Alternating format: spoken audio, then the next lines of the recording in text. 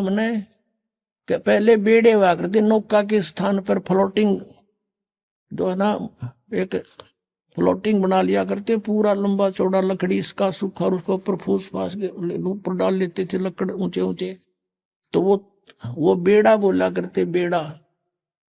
और उस बेड़े के ऊपर बैठ के पार करा करते दरिया को, बहुत पुराने समय का वो है। तो कहते हैं, परमात्मा कहते हैं कि जब तुम्हें संत मिल जावे, सच्चा गुरु, तो इस तरह जंप लगा जाना उस डूबने वाले बेड़े तय, भाग लेना। कैसे कि डूबे थे पर उबरे, गुरु के ज्ञान चमक, गुरु के ज्ञान को देखकर ऐसे चमक गए नो, एकदम चौकस हो गए, चौकन्ने हुए कि किसी ने बता दे नो, देख डूबेगा, ये टूटा पड़ा बेड़ा तुम्हारा, आ जाइए, ये बिल्कुल ठीक है, इस पर आ जाओ फटाफट। तो कहते हैं, यूं देख के अपने बेड़े को, टूटे हुए को, एकदम फड़क के कूद गए दूसरे पे, एक सेकंड की भी विचार नहीं करे, डूबे इस पर। तो क्या बताते हैं कि जब तुम्हें ये ज्ञान होगा कि जो ज्ञान तुम्हें प्राप्त है वो डुबोने वाला है, तो ऐसे वहां से तुरंत भागना पड़ेगा, जैसे एकदम जंप लगा कर जान बचाने वाली बात होती है। तो कबीर परमात्मा कहते हैं, बेरा देखा डूबे थे पर उबरे, गुरु के ज्ञान चमक, चमक माने नो चौकस हो गए, एकदम चमक का पड़ा करें। और भेड़ा देखा जरजरा, यानी टूटा फूटा, तो नाश डुबोएगा। तो उत्तर चले फड़क, फड़क के जैसे कोई पशु के पास में जाकर हॉर्न बजा दे, वो एकदम फड़क के भाग गया करे। कहते नो फड़क के कूद गए दूसरे बेड़े पे, यानी ऐसे गुरु को बदल लेना चाहिए। उस नकली गुरुओं को इस तरह तुरंत त्याग देना पड़ेगा आपको, जान बचाने के लिए। अब आपको दिखा दिया, ये कहीं ब्रह्मा विष्णु महेश के कोई माता पिता नहीं, और इनके इतिहास में, इनकी जीवनी में लिखा है इनके माता पिता हैं। और जो ये पांचवा कौन है, ये ब्रह्म है, यही गीता का ज्ञान दे रहा है। देखिएगा फिर शिव पुराण, ये वही शिव पुराण है, गीता प्रेस गोरखपुर से प्रकाशित। अब हम उसको पढ़ रहे हैं, 26 पृष्ठ पे आप पढ़ रहे हो, विद्वेश्वर संहिता। अब हम यहां आगे थे पढ़ते पढ़ते कि पुत्रों, तुम दोनों ने तपस्या करके प्रसन्न हुए मुझ परमेश्वर से, सृष्टि और सतीथि नामक 2 कृत प्राप्त किए हैं। ये दोनों तुम्हें बहुत प्रिय हैं। इसी प्रकार मेरी विभूति स्वरूप, मेरे स्वरूप में ये मेरे जैसे शरीर वाले रुद्र और महेश में भी ने भी 2 उत्तम कृत, संहार और तिरोभाव मुझसे प्राप्त किए हैं। तो इसका मतलब हो गया, ये पांचवा कौन है, ये ब्रह्म है, काल है, काल रूपी ब्रह्म है। ये यहाँ ये क्या कहता है कि मैंने पूर्व काल में अपने स्वरूप भूत मंत्र का उपदेश किया है, जो ओंकार के रूप में प्रसिद्ध है। वही महामंगलकारी मंत्र है। सबसे पहले मेरे मुख से ओंकार, ओम प्रकट हुआ, जो मेरे स्वरूप का बोध कराने वाला है। ओंकार वाचक है, मैं वाच्य हूं। यह मंत्र मेरा स्वरूप ही है। प्रतिदिन ओंकार का निरंतर स्मरण करने से मेरा ही सदा सिमरण होता है। तो ओम का जाप ब्रह्म का है, काल का है। मेरे उत्तरवर्ती मुख से अकार का, पश्चिम मुख से उकार का, दक्षिण मुख से मकार का, पूर्ववर्ती मुख से बिंदु का, तथा मध्यवर्ती मुख से नाद का प्राकट्य हुआ है। यानी 5 अवय हैं इसमें, अकार, उकार और मकार, और बिंदु और नाद। इन 5 से मिलकर ये ओम बना है। प्रणव, प्रणव बोलते हैं इसके, प्रणव। इस प्रकार 5 अवयों से, 5 अंगों से युक्त ओंकार का विस्तार हुआ। इन सभी अवयों से एकीभूत होकर यह प्रणव ओम नामक एक अक्षर हो गया। ओम इति एकाक्षरम ब्रह्म विहारण मामनुसमरण यह प्रयाति तदन्देहम स याति परमाम गतिम। गीता जी के अध्याय नंबर 8 के श्लोक 13 में गीता का ज्ञान ये ब्रह्म ही दे रहा है। इति सिद्धम, वो कह रहा मेरा एक ओम अक्षर है, नथिंग एल्स। और यहाँ जो इन्होंने नकलियान बना रखा है ना, ओम नमः शिवाय, ये 5 अक्षर का मंत्र है। ये ओम नमः शिवाय कोई मंत्र नहीं है मूल पाठ में। ये अनुवाद करता कि अपनी अड़ंगा डाया हुआ है, इसलिए ये गोठ लिया ओम नमः शिवाय, ओम नमः शिवाय। अरे तो सीधा ओम मंत्र बता रहा है, क्या नथिंग एल्स। अपनात्मा एक तो ये सिद्ध हो गया कि गीता जी का ज्ञान ये काल रूपी ब्रह्म ही बोल रहा था। ये यहां भी कह रहा है मेरा वो मंत्र है, ये ब्रह्मा विष्णु महेश का पिता है, दुर्गा इनकी माता, इति सिद्धम। आपको थोड़ा सा कंसेप्ट क्लियर करते हैं कि ब्रह्मा विष्णु महेश तीनों नासवान हैं, इनकी जन्म मृत्यु होती है। और इनकी माता कौन है देखिएगा, श्रीमद देवी भागवत सचित्र मोटा टाइप, गीता प्रेस गोरखपुर से प्रकाशित है। संपादक हनुमान प्रसाद पोदार चिमनलाल गोस्वामी। कहां से प्रकाशित है? प्रकाशक एवं मुद्रक है गीता प्रेस गोरखपुर, गोविंद भवन कार्यालय कोलकाता का संस्थान। ये इनके फैक्स और फोन नंबर। इसके 123 पृष्ठ पे और तीसरे स्कंद में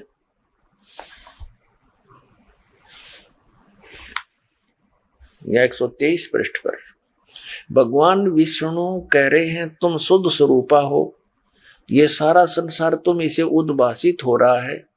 अपनी माता दुर्गा शक्ति की उपमा कर रहे हैं, महिमा कहते हुए, स्तुति करते हुए बोल रहे हैं मैं ब्रह्मा और शंकर हम सभी तुम्हारी कृपा से विद्यमान हैं। हमारा आविर्भाव माने जन्म और तिरोभाव माने मृत्यु हुआ करता है। केवल तुम ही नित्य हो, जगत जननी हो, प्रकृति और सनातनी देवी हो। ये स्पष्ट कह रहे हैं भगवान विष्णु जी कि हमारा तो आविर्भाव माने जन्म, तिरोभाव माने मृत्यु हुआ करता है, केवल तुम ही नित्य हो। भगवान शंकर बोले देवी यदि महाभाग विष्णु तुम्ही से प्रकट हुए हैं तो उनके बाद उत्पन्न होने वाले ब्रह्मा भी तुम्हारे बालक हुए। फिर मैं तमोगुणी लीला करने वाला शंकर क्या तुम्हारी संतान नहीं हुआ? अर्थात मुझे भी उत्पन्न करने वाले तुम ही हो। शिवे संपूर्ण संसार की सृष्टि करने में तुम बड़ी चतुर हो।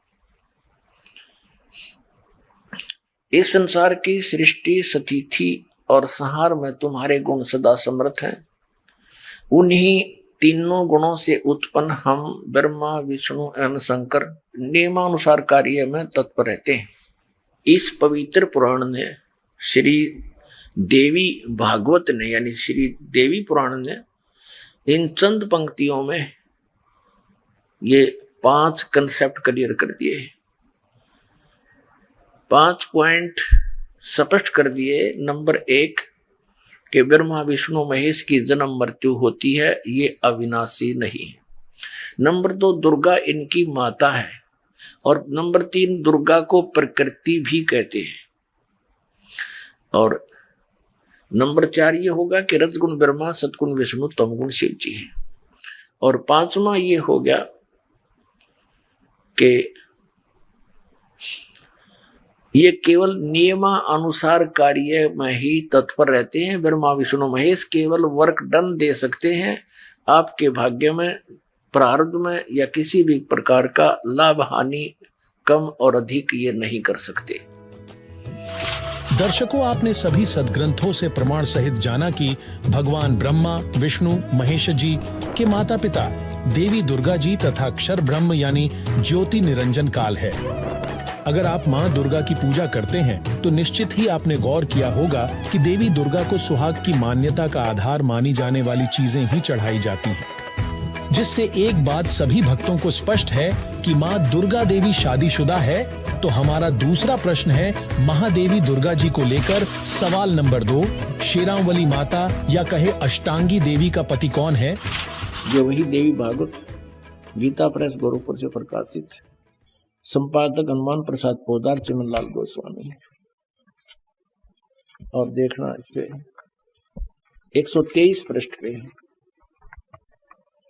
तीसरा स्कंद 123 पृष्ठ पे विष्णु जी अपनी माता दुर्गा की महिमा गा रहे हैं और अपनी सतीथि बता रहे हैं। तुम शुद्ध स्वरूपा हो, ये सारा संसार तुम्ही से उद्भासित हो रहा है। मैं ब्रह्मा विष्णु, मैं माने विष्णु, ब्रह्मा और शंकर हम सभी तुम्हारी कृपा से विद्यमान हैं। हमारा आविर्भाव माने जन्म, तिरोभाव माने मृत्यु हुआ करता है। केवल तुम ही नित्य हो, जगत जननी हो, प्रकृति और सनातनी देवी हो। ये प्रकृति शब्द भी याद रखना, आपका गीता जी में काम आएगा। जो 14वें अध्याय में दास आपको बताएगा कि प्रकृति से उत्पन्न तीनों गुण, रजगुण ब्रह्मा, सतगुण विष्णु, तमगुण शिव जी, ये जीव को कर्मानुसार फंसाए रखते हैं। प्रकृति माने दुर्गा। 14वें अध्याय के 3, 4, 5 श्लोक में लिखा है कि प्रकृति मेरी पत्नी है, मैं पति हूं इसका, इसके पेट में जीव स्थापित करता हूं जिससे सब जीवों की उत्पत्ति होती है। विष्णु जी कह रहे हैं कि मैं ब्रह्मा और शंकर हम सभी तुम्हारी कृपा से विद्यमान है। हमारा आविर्भाव मान जन्म, तिरोभाव मान मृत्यु हुआ करता है। केवल तुम ही नित्य हो, जगत जननी हो, प्रकृति हो, सनातनी देवी हो। अध्याय नंबर 14 के मंत्र 3, 4, 5 में स्पष्ट हो जाता है कि रजगुण ब्रह्मा, सतगुण विष्णु, तमगुण शिव जी, ये प्रकृति यानी दुर्गा से उत्पन्न हुए हैं। और यही पुराण बता रहे हैं, यही गीता जी प्रत्यक्ष कर रही है, स्पष्ट कर रही है। अध्याय नंबर 14 का ये देखिए, अध्याय नंबर 14 और ये देखिएगा मंत्र नंबर 3, 3, 4, 5 आपको सुनाते हैं। हे अर्जुन, मेरी महत ब्रह्म रूप मूल प्रकृति सभी संपूर्ण भूतों यानी प्राणियों की योनि अर्थात गर्भाधान स्थान है, और मैं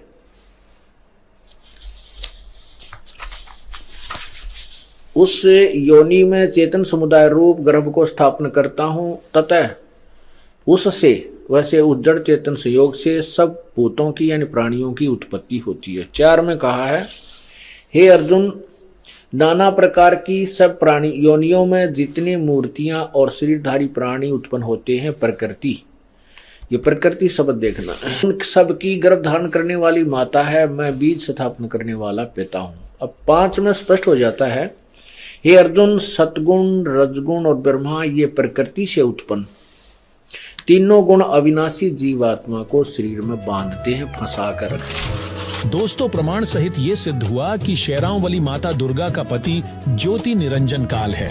दर्शकों, हम ये भी जानते हैं कि पृथ्वी लोक पर जिसने भी जन्म लिया वह अंत काल में मृत्यु को ही प्राप्त हुआ, मनुष्य हो या जीव। अपनी निश्चित आयु पूरी करके वह मृत्यु को प्राप्त हो ही जाता है और मनुष्य रूपी चोला छोड़कर अन्य योनियों में चला जाता है। तो दोस्तों, अब सवाल उठता है, अनंत काल से चले आ रहे जन्म मृत्यु के इस महाचक्र को लेकर। सवाल नंबर 3, हमको जन्म देने व मारने में किस प्रभु का स्वार्थ है? हम सभी आत्माएं अपनी गलती के कारण इस काल के जाल में फंस गए। ये काल कौन है? हमारे यहां जन्मने और मरने के पीछे ये क्या कहानी है, क्या कारण है? आज हम चाहे कितने ही धनी हो, कितने ही हमारा परिवार संपन्न हो, एक पल में ना जाने क्या हो जाए। परिवार के परिवार मृत्यु को प्राप्त हो जाते हैं। अक्षेत्र के अक्षेत्र भूकंप या किसी अन्य प्राकृतिक आपदा के कारण विनाश को प्राप्त हो जाते हैं। लाखों मनुष्य मर जाते हैं, उनके बच्चे भी साथ ही मृत्यु को प्राप्त हो जाते हैं। और शेष बच्चे ये सोचते हैं कि हम कुशल हैं। परमेश्वर कबीर देव जी ने आकर के हमें ये बताया कि जिनको काल ने ग्रास कर लिया, जिनको उन आपदाओं ने नष्ट कर दिया, वो भी कुछ क्षण पहले अपने आप को कुशल समझ रहे थे। उनकी ना जाने कितनी आशाएं थी, उतनी ही आशाएं थी जितनी शेष बचे हुओं की हैं। वो स्वयं ही ना रहे, आशाएं तो कहां से होनी थी, कहां से रहनी थी। पुण्यात्माओं, परमात्मा ने आके, कबीर परमेश्वर जी ने आके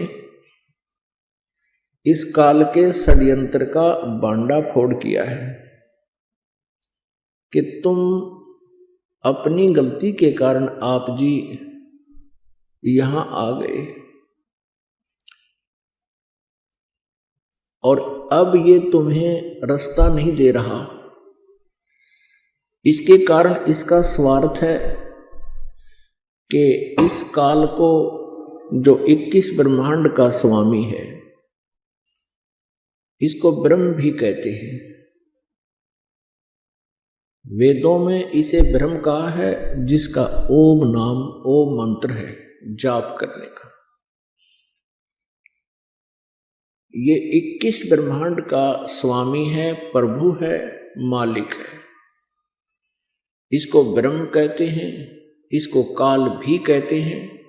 ये स्वयं भी श्रीमद् भगवत गीता अध्याय नंबर 11 के श्लोक नंबर 32 में कहता है कि अर्जुन, मैं बढ़ा हुआ काल हूं और अब इन सभी लोगों को नाश करने के लिए प्रवृत्त हुआ हूं। श्रीमद् भगवत गीता अध्याय नंबर 11 के श्लोक 21 में अर्जुन देख रहा है कि हे प्रभु, आप तो इन ऋषियों को भी खा रहे हो। आपके सामने ये सिद्धों के समुदाय देवताओं के पूरे ग्रुप आपके सामने करबद्ध खड़े हैं और मंगल कामना कर रहे हैं, वेदों के स्तोत्रों से आपकी स्तुति कर रहे हैं और आपसे भीख मांग रहे हैं अपने जीवन की, अर्थात मंगल कामना कर रहे हैं। आप उनको भी खा रहे हो। तब 11वें अध्याय के 32वें श्लोक में ये काल कहता है, जो श्री ब्रह्मा, श्री विष्णु, श्री शिव जी के पिताजी हैं, ये काल कहता है कि मैं काल हूं अर्जुन, मैं काल हूं और इन सभी लोगों को, इन सभी सेनाओं को,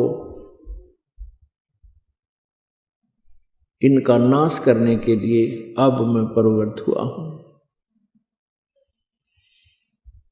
अर्जुन देख रहा है कि कुछ देवता, कुछ व्यक्ति आपकी जाड़ों में लटक रहे हैं, कुछ आपके मुंह में समा चुके हैं। ये काल कौन है? श्री कृष्ण काल नहीं थे। श्री कृष्ण जी ने पहले कभी अपने आप को काल नहीं कहा। श्री कृष्ण जी ने उस गीता के ज्ञान के उपरांत, यानी महाभारत के युद्ध के उपरांत, अपने आप को कभी काल नहीं कहा, क्योंकि ये काल नहीं थे।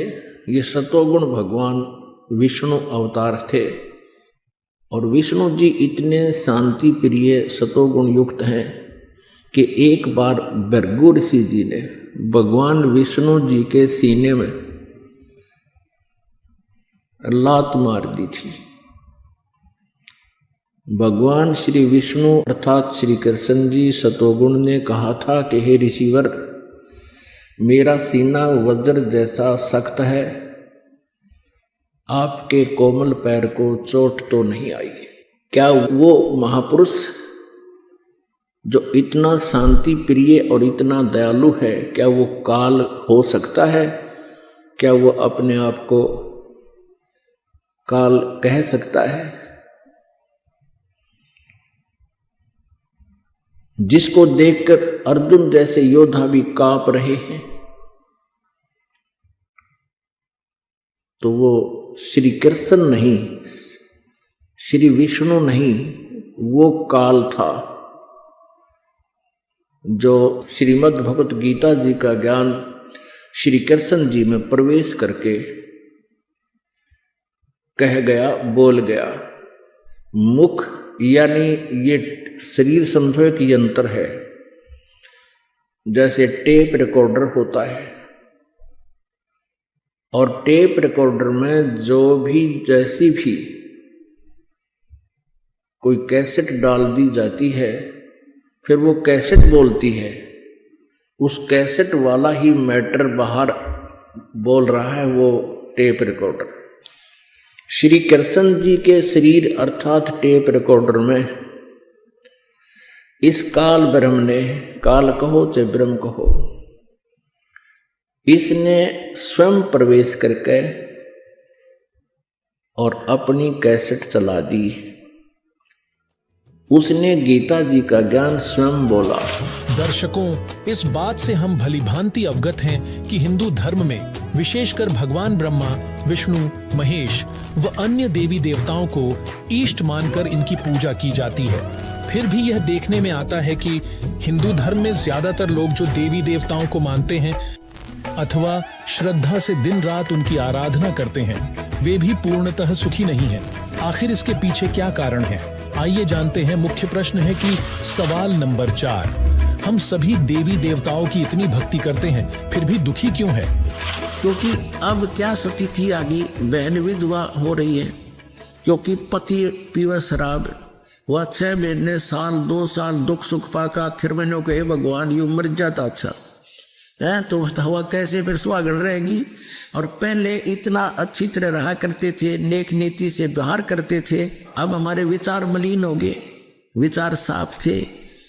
अपनी पत्नी को वो बहुत प्यार से रखा करता था तो पत्नी हरदम दुआ किया करती थी, ये परमात्मा इतनी अच्छी आत्मा का आदमी है, इससे पहले मैं मर जाऊं, ये बात मैं मरे। तो पुण्यात्माओं अब पुनः वही स्थिति आ जाएगी, सब बुराई छोड़ेंगे। ये बीड़ी शराब मांस तम्बाकू ये बकवास चटपट हमने कहाँ बकवास सीखी, उन गंदे लोगों से सीखी। अरे ये नाचने गाने सरेआम रंडियों जैसा काम जहाँ में करने लग गए हम, नाचना गाना इसी बूंदी शकल कर ले, मुंह पर लाल लाल लगा के, ये कोई यार यो फैशन बन गया। ये लिपस्टिक पिपस्टिक ना लाओ तो बहनें कहती हैं, ऑफिस के अंदर चर्चा चलती है कि तू क्या हो गया, तेरे घर में क्या घटगी घटना, तू ये लिपस्टिक ना ला कहती, ये सब बूंदा मुंह ना कर कहती है तेरा कहते भाई। ये सारी हमने एक परंपरा बना ली, जो कितनी बकवाद है वो एक परंपरा में आ गई। इसको खत्म करेंगे, बिल्कुल जड़ से मिटाएंगे, सीधे स्वभाव से रहेंगे और हम विवाह शादियों में जो बेमतलब की अपनी समस्या पैदा करते कतई नहीं करेंगे, क्योंकि इससे हमारा एक दूसरे का संस्कार बढ़ता है।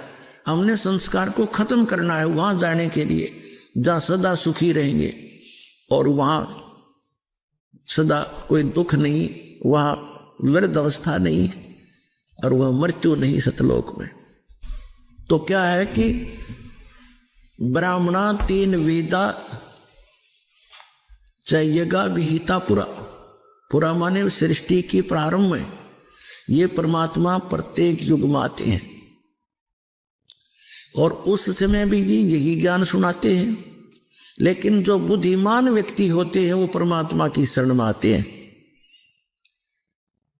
और जो माया के पुजारी काल से प्रेरित होते हैं वो परमात्मा के ज्ञान को स्वीकार नहीं करते। तो यहाँ ये इसका सारांश है 17वें अध्याय के 23वें श्लोक में गीता जी में कि प्रारंभ में जो बुद्धिमान व्यक्ति थे, ब्राह्मण माने बुद्धिमान भक्त, वो इस ओम तत् सत के मंत्र का ही जाप किया करते थे परमात्मा से नाम लेकर के।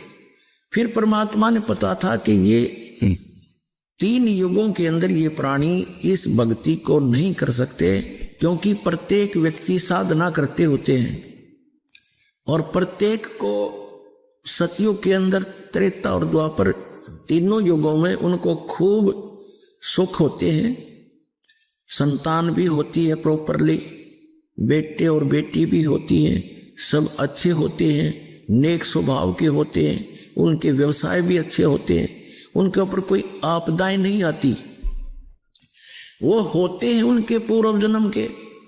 और वो गलती से मान बैठते हैं कि जो साधना हम करें इससे हो रहा है, तो यह भूल कलयुग तक पड़ी रही। कलयुग के इस पहले चरण में सभी सुखी थे, सबके बेटे थे, कोई काद बेसगना को दी संतान या बेटे ना हो, को बेटियों को हम संतान में गिना ही नहीं करते बगैर ज्ञान के। तो अभी तक सभी के ठीक सा काम चल रहा था, अच्छी लंबी आयु थी, 100 वर्ष तकरीबन जिए जाया करते हैं, 80-90 तो। और जो साधना करते या ना करते फिर भी उनको सुख, जो वो सुख मानते वो हो ही रहे थे। और अब क्या स्थिति थी आगे कि अब साधना भी कर रहे हैं बिरान मटीनों की नो, दुर्गति पहले से बढ़ गई कि पूर्व जन्म के संस्कार तो अक्षीण हो लिए और नया चार्जर ठीक मिला नहीं, सत साधना है नहीं। तो अब इनके समझ में आवेगी वो बात, क्योंकि जैसे जिसकी बैटरी डिस्चार्ज होगी हो, उसका ना पंखा चलता, ना उसका जो मोबाइल चार्ज हो, ना उसका कोई और काम हो, और जब उसको कनेक्शन मिलेगा, बिजली का कनेक्शन लगा दिया जा तुरंत, तो 10-1 मिनट के बाद वो थोड़ा बहुत उजाला सा करने लग जाएगी, अरे घंटे की बात है फिर बल्ब चला लग जाएंगे। तो ऐसे ही आप जी की बैटरी डिस्चार्ज होली सतयुग त्रेता द्वापर तीनों युगों में, और आप करते रहे शास्त्र विधि त्याग कमन माना आचरण, आप ये सोचते रहे हम साधना कर रहे हैं उससे लाभ हो रहा है, और वही साधना अब कर रहे तो ईब क्यों ना होता आपको लाभ, क्योंकि वो साधना थी ही नहीं, वो शास्त्र विधि त्याग कमन माना आचरण था। और ईब आपको 3 फेस का कनेक्शन देगा ये दास, हल्लाते डूंडा ठा देगा, आपको पता चलेगा खाया बनेगी बात।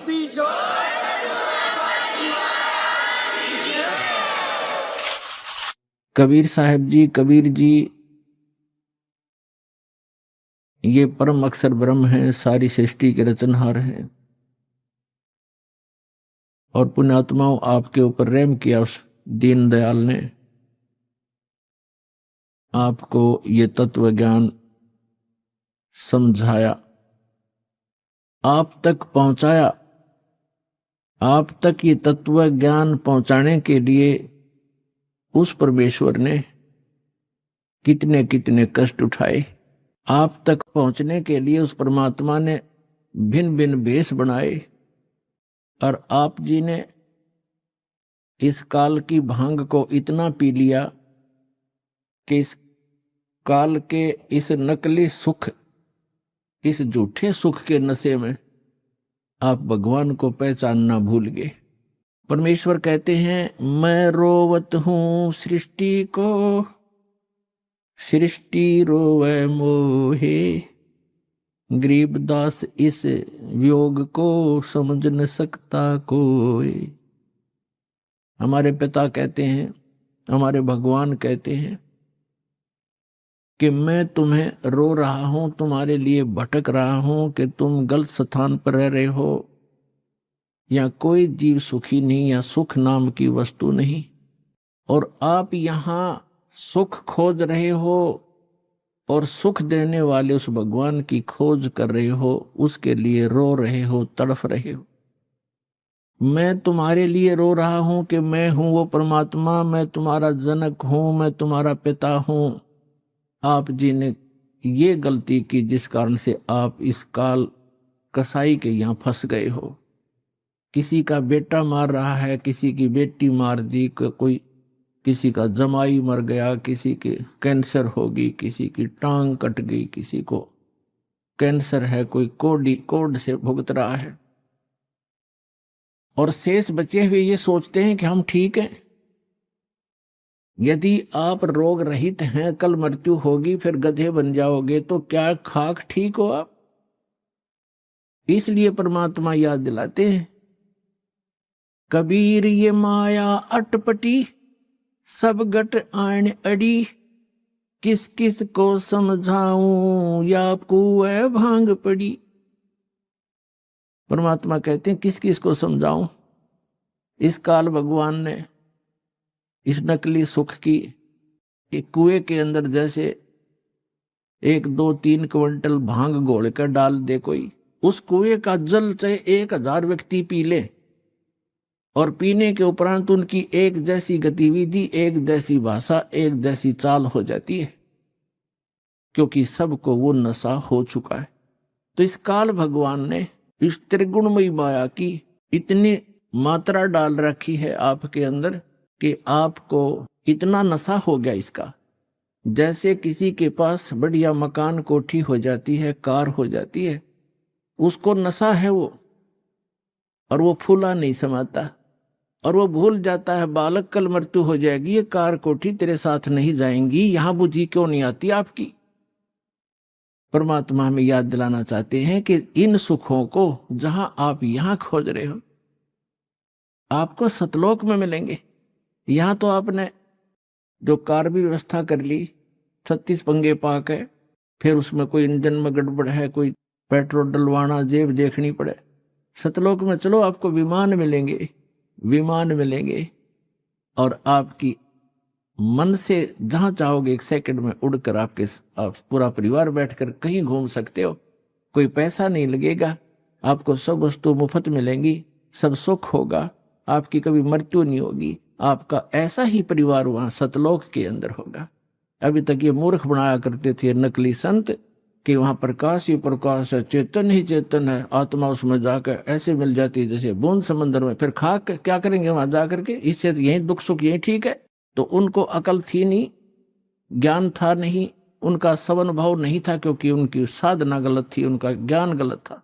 वो काल प्रेरित थे, काल के भेजे हुए आए हुए हैं। तो परमात्मा हमें याद दिलाते हैं कि झूठे सुख को सुख कहे ये मान रहा मनमोद, ये सकल चबीना काल का, कुछ मुख में कुछ गोद। अपने आत्मा आप देख रहे हो, कहीं पर भूकंप आ जाता है, हजारों लाखों की संख्या में मानव मर जाते हैं, अन्य प्राणियों की तो गिनती ही नहीं। कहीं पर फ्लड आ जाती है, गांव के गांव बह जाते हैं, हजारों की संख्या में व्यक्ति मारे जाते हैं, और वो उन मकानों को, उन वहां के सांसारिक सुखों को जोड़ने में सारा जीवन लगाते हैं। उनका दृष्टिकोण सिर्फ उन्हीं पर केंद्रित रहता है कि कोठी बना लूं, कार बना लूं, 1 प्लाट और ले लूं, 2 कोठी और बना दूं, एक बैंक बैलेंस बना दूं, एक फैक्ट्री लगा लूं। उद्देश्य मनी मेक ही रहता है। परमात्मा कहते हैं तो बच्चों वाले खेल खेल रहे हो तुम, आप जी को ज्ञान नहीं है, इसलिए यहां डरे ढोरे हो। 1 सेकंड का पता नहीं क्या बिजली गिर जा, और फिर आप यहीं स्थिर होना चाहते हो ऐसे गंदे लोक में। तो तत्व ज्ञान का अभाव है। जब आपको तत्व ज्ञान होगा, आपके मन की स्थिति बदल जाएगी, आपका उद्देश्य बदल जाएगा। तो इस प्रकार परमात्मा हमें आकर याद दिलाते हैं, आप जी विचार कीजिए कि आपकी मृत्यु तो होगी होगी, चाहे यहां कोई पूरी पृथ्वी का राजा है और चाहे अमीर या गरीब है, कोई भी व्यक्ति है, आपकी मृत्यु होगी। और आपने जो कुछ भी सारे जीवन में संग्रह किया है वो आपके साथ नहीं जाएगा। ये तो यूनिवर्सल ट्रूथ है, आपको सबको मालूम है। और पुण्यात्माओं, ठीक है, आपके पूर्वजन्म के पुण्य हैं, आपको जो भी वस्तु उपलब्ध है इसको ये समझ लो कि आपकी नहीं है। आप एक रेस्टोरेंट में रह रहे हो। अब जैसे अच्छे पूंजी वाले व्यक्ति, सेठ धनी व्यक्ति अच्छे रेस्टोरेंट में जाकर के अपना 1, 2, 3, 4 जैसा भी वो वहां दिन रात व्यतीत करना चाहते हैं, तो उनके पास पैसा घना है, तो वे हाई क्लास के, हाई क्वालिटी के रेस्टोरेंट के अंदर रह रहे हैं। वहाँ सुविधाएं अच्छी हैं, सोफा सेट हैं, बढ़िया पलंग हैं, टीवी रखे हैं, सारी व्यवस्था है वहाँ पर। बैल बजा दी, बैरा आ गया, जो वस्तु मांगी उपलब्ध होगी खाने और पीने की। और एक गरीब व्यक्ति जाके एक सिंपल होटल में रुका है जिसमें एक तख्त पड़ा है और सिंपल आहार है, थोड़ा खर्चा है उसका। तो ऐसा ही समझ लो आप, जो गरीब है वो एक सिंपल होटल में रह रहा है, अमीर है वो बड़े होटल में रह रहा है, लेकिन वस्तु किसी की नहीं। वहां पर होटल में गए व्यक्ति को पता होता है कि यहाँ तेरी वस्तु कोई नहीं है, इनको प्रयोग कर सकता है, वो भी अपने खर्चे से। तो इस काल भगवान का ये होटल है फॉर एग्जाम्पल। और इसमें आपके पुण्यों के कारण सुविधा जो आपको है वो आपके पूर्वजन्म की पूंजी से है, जेब आपकी ही खर्च हो रही है। जो सुविधाएं आपको उपलब्ध हैं आपके पुण्य क्षीण हो रहे हैं। और गरीब व्यक्ति है वो समझ ले सिंपल होटल में रह रहा है, कोई झोंपड़ी में है, चाहे सिंपल मकान में रह रहा है, तो वो भी एक होटल में ही है। एक दिन दोनों ने ही जाना है और दोनों ने वो सब वस्तुएं यही छोड़ जाना है। अब जाना कहाँ है? स्वदेश को जाना है। होटल में व्यक्ति वही रहता है जो विदेश गया हुआ है, अपने घर से बाहर है। आज तक आपको यही नहीं मालूम कि हम इस होटल को छोड़कर प्रस्थान कहाँ करेंगे।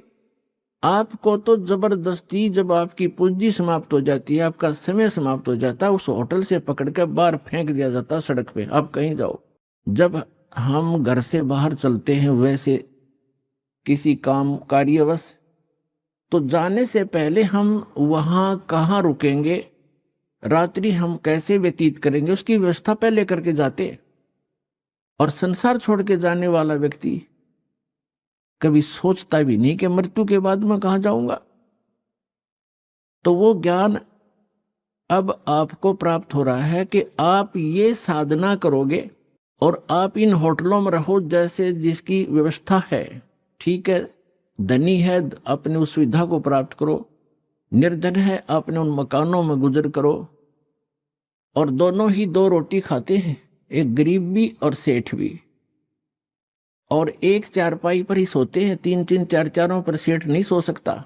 एक कोने में चाहे 10 कक्ष की कोठी हो, एक कक्ष के एक कमरे में एक तख्त, 3.5 बाई। परमात्मा कहते हैं क्या चढ़ावा मेंढिया और लंबी भीत उसार, गरता 3.5 हाथ गणाता 4.25। यानी आपको लेटने के लिए अपने हाथ, ये हाथ होता है इतना, प्रत्येक का शरीर अपने 3.5 हाथ का होता है, 3.5 हाथ का। तो परमात्मा कहते हैं आपने 20 कक्ष की कोठी बना रखी है, उसमें 3.5 हाथ और बाई 1 हाथ, इतनी जगह की जरूरत है आपको। बाकी उस कोठी की शर्मा मार ले, क्या बनेगा उसका? समय खोया, अपना जीवन व्यर्थ किया। तो कहने का भाव ये है कि ठीक है, भगवान ने आपको कोठी भी दी है, सुविधाएं भी हैं, कोई बात नहीं, लेकिन अब भविष्य की तैयारी करो, यहां से चलने का उद्देश्य बनाओ। असक जन्म हो गए आप जी ने यही भटकतों का। परमात्मा हमें बताते हैं कि आप जी यहां इस काल कसाई के लोक में रह रहे हो, इसने आपको अपने स्वार्थवश पाल रखा है, जैसे कसाई बकरे पालता है। पुण्यात्माओं, आपके ऊपर 3 गुणों का इतना जबरदस्त प्रभाव हो गया कि आप जी अपने परिवार, अपनी संपत्ति को अपना मान चुके हो, और मान चुके हो जैसे नशे में व्यक्ति चाहे कुर्डियों पर पड़ा हो गंध में, और चाहे चारपाई पे लेट रहा हो, उसको पता ही नहीं तू कहां है। तो आज हम सभी की ये स्थिति है कि हम इस सब कुछ को अपना मान चुके, और इसको ये कहा जाता है कि आप कसाई के लोक में रह रहे हो और ये आपको सबको खाएगा बारी बारी, ये नहीं बख्शेगा किसी को भी। किसी परिवार के 3-3 सदस्य खा जाता है एक दिन में, कोई दुर्घटना से या कोई किसी और अन्य कारणों से, कोई बीमारी से, और शेष बच्चे ये सोचते हम ठीक हैं। जिनके साथ वो घटना घट गई उससे पहले वो भी आप जैसी ही स्थिति में थे। तो पुण्यात्माओं, परमात्मा ने रजा बख्शी आपको ये ज्ञान देने की, और फिर वो विकल्प बताया कि यहां से जाकर आप कहां रहा करोगे।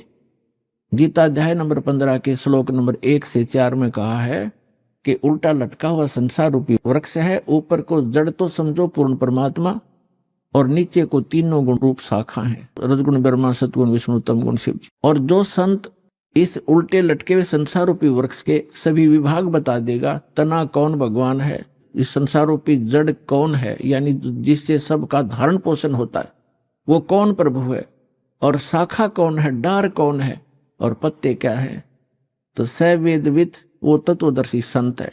तत्वदर्शी संत की प्राप्ति के उपरांत 15वें अध्याय के 4 श्लोक में कहा श्रीमद् भगवद गीता में, उसके पश्चात परमेश्वर के उस परम पद की खोज करनी चाहिए जहां जाने के बाद साधक फिर लौटकर कभी संसार में नहीं आते। और जिस परमेश्वर ने सब ब्रह्मांडों की रचना की है, संसार रूपी वृक्ष की प्रवृत्ति जिससे विस्तार को प्राप्त हुई है, उस परमात्मा की भक्ति करो और किसी की नहीं। दर्शकों, हमारे पवित्र वेद बताते हैं कि भगवान ब्रह्मा, विष्णु, महेश अधिकतर समाधिस्थ और योग साधना में रहते हैं। लोकवेद के अनुसार तीनों देवता समाधि में एक दूसरे की आराधना करते हैं। पर दोस्तों, इन कथनों में कितनी सच्चाई है? क्या किसी ग्रंथ में इसका प्रमाण मिलता है?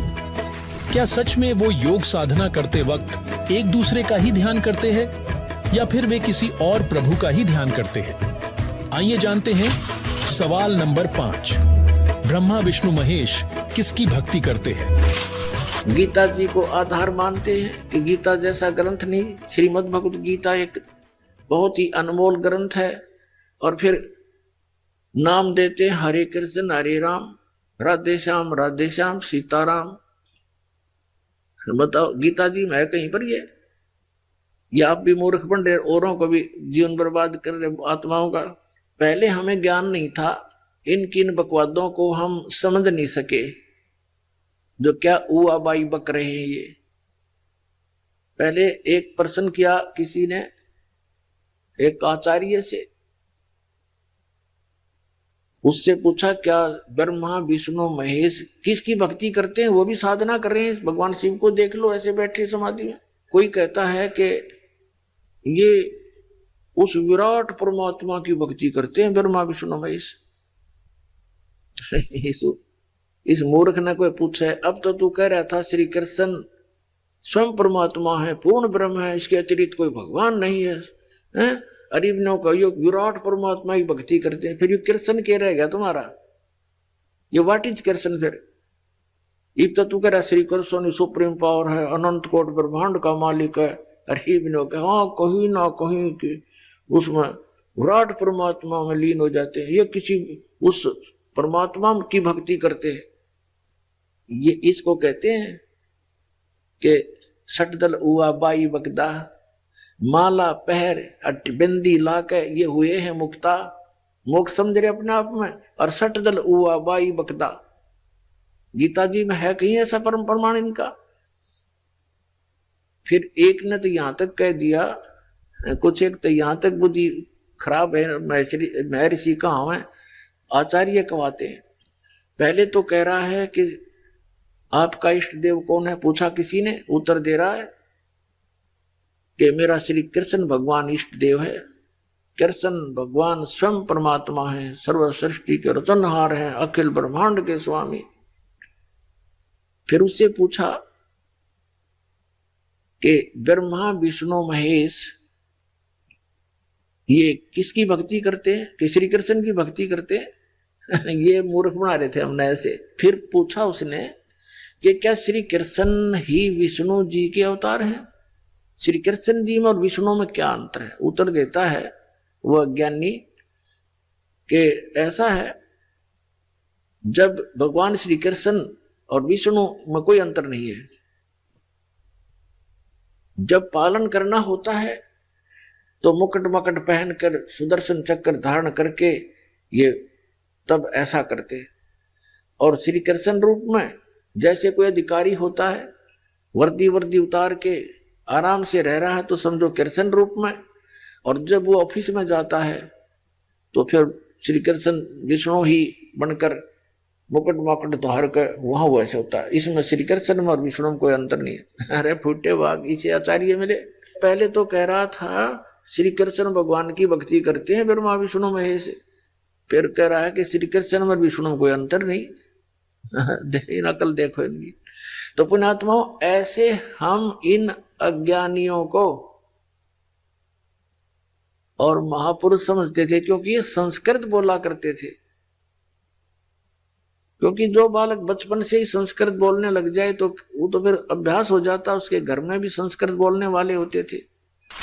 मोती मुक्ता दर्शत नाही, ये जग है सब अंदरे, दिखत के तो नैन चश्म, इनको फिरा मोतिया बंदरे। जिनका सफेद मोतिया बंद हो जाता आंखों में,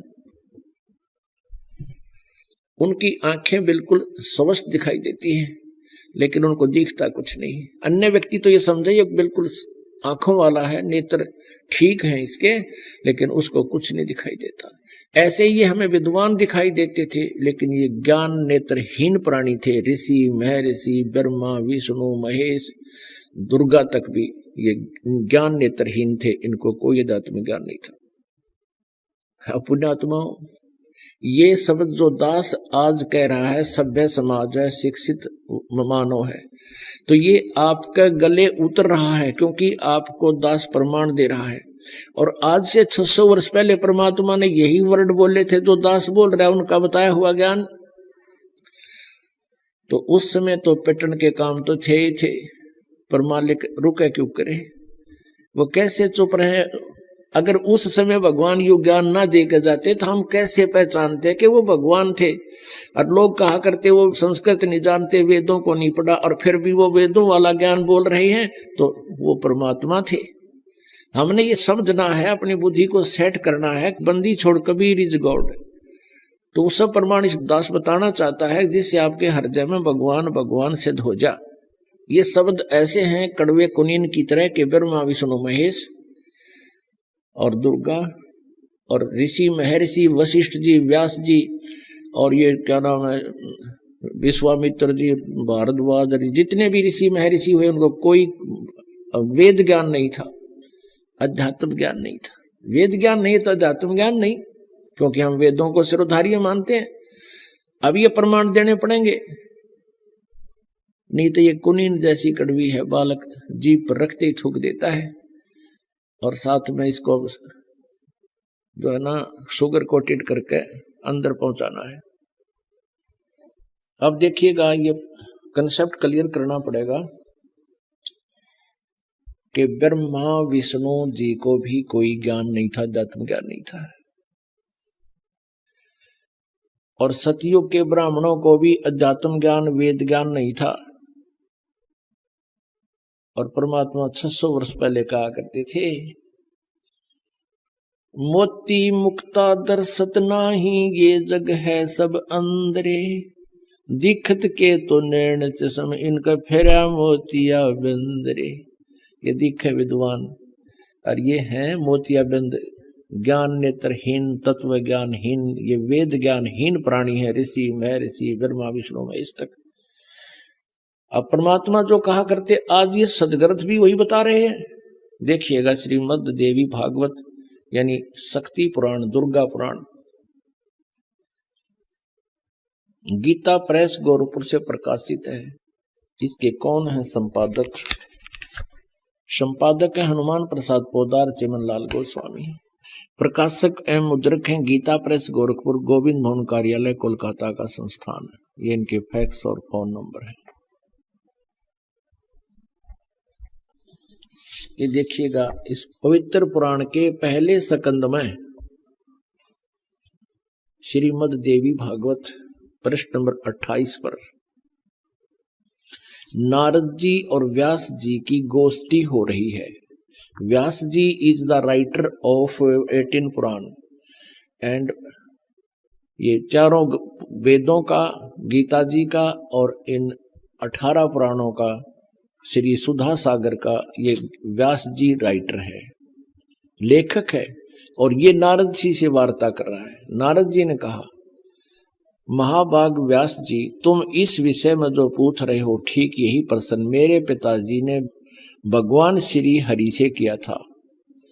नारद जी के पिताजी हैं ब्रह्मा जी, देवाजी देव भगवान जगत के स्वामी हैं, लक्ष्मी जी उनकी सेवा में उपस्थित रहती हैं, दिव्य कौस्तुभमणि उनकी शोभा बढ़ाती है, वे शंख चक्र गदा लिए रहते हैं, पीतांबर धारण करते हैं, 4 भुजाएं हैं, यानी पूरी डेफिनेशन बता दी। विष्णु जी हैं, वे चराचर जगत के आश्रयदाता हैं, जगत गुरु एवं देवताओं के भी देवता हैं।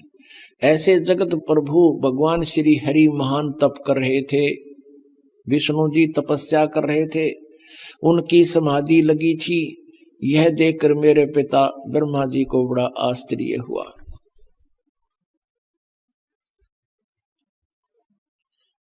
अतः उन्होंने उनसे यानी ब्रह्मा जी ने विष्णु जी से जानने की इच्छा प्रकट की। ब्रह्मा जी ने पूछा, प्रभु आप देवताओं के अध्यक्ष, जगत के स्वामी और भूत भविष्य एवं वर्तमान सभी जीवों के एकमात्र शासक हैं। भगवान फिर आप क्यों तपस्या कर रहे हैं और आप किस देवता की आराधना में ध्यान मग्न हैं? मुझे असीम आश्चर्य तो ये हो रहा कि आप देवेश्वर यानी सब देवों के मालिक, सब भगवानों के भगवान, ब्रह्मा जी विष्णु को कह रहा भगवानों के भगवान है, एवं सारे संसार के शासक होते हुए भी समाधि लगाए बैठे हैं। अब विष्णु जी ने क्या उत्तर दिया? ब्रह्मा जी के विनीत वचन सुनकर भगवान श्री हरि बोले, ये वचन बोले। श्री हरि उनसे कहने लगे, ब्राह्मण सावधान होकर सुनो, मैं अपने मन का विचार व्यक्त करता हूँ। देवता, दानव, मानव सब यही जानते हैं कि तुम सृष्टि करते।